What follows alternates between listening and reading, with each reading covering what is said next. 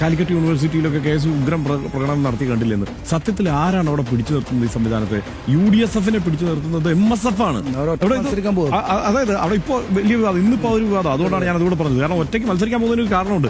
കഴിഞ്ഞ തവണ ഷാഫിയുടെയൊക്കെ മധ്യസ്ഥതയിൽ അവിടെ ചെയർമാൻ സ്ഥാനം KSUവിന് കൊടുത്തു, എന്നിട്ട് ജനറൽ സെക്രട്ടറി സ്ഥാനം MSF എടുത്തു. ഇത്തവണ ചെയർമാൻ സ്ഥാനം കൊടുക്കും എന്നാണ് പറഞ്ഞിരുന്നത് MSFനോട്.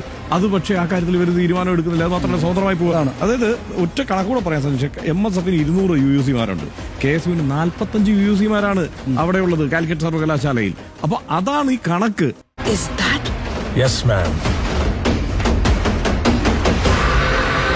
That is Rocky's KGF.